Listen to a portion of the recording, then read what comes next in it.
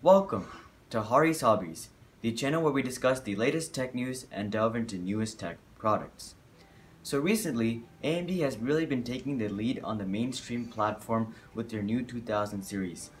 However, now AMD is starting to accentuate their lead in the enthusiast platform as well, which can be seen in their new reveal of their Threadripper series, which has 32 cores and 64 threads.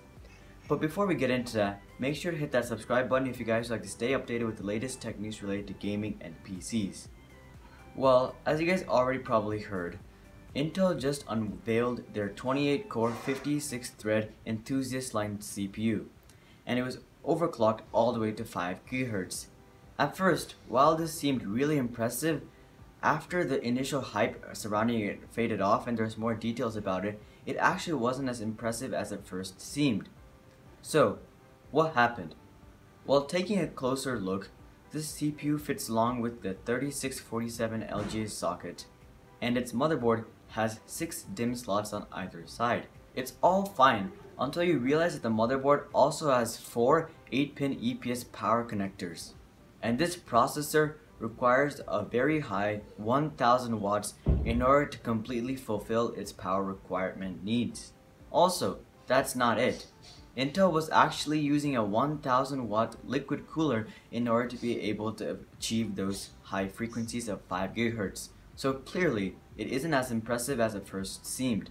Right now, this CPU just seems like the Xeon Platinum 8180 with an unlocked multiplier. Also, some other bad news is that Xeon processor already costs $10,000.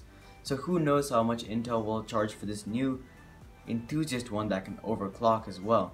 As a result, even though this chip may perform really well, it once again is super expensive and draws a lot of power on top of that, and so it really doesn't make sense even for extreme enthusiasts to buy this chip.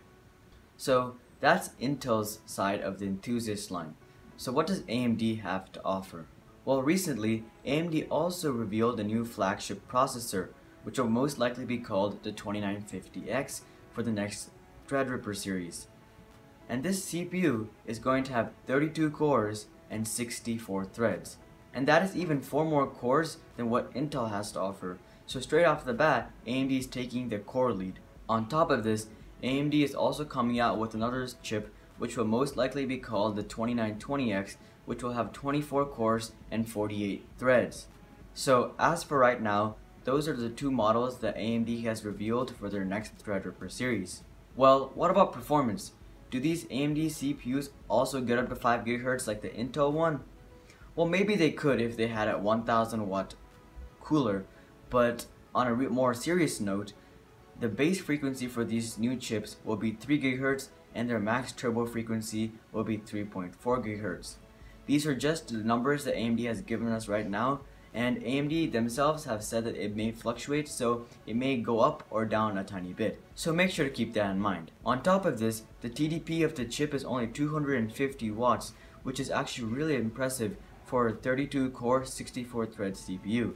Another benefit is that AMD is keeping to their promise, and these new CPUs will also work with the last generation motherboards, which are the X399, and AMD is bringing these new Threadripper CPUs onto the 7nm process, while Intel is still struggling to bring it onto the 10nm process, and they're even delaying that even more. So once again, AMD is taking the lead.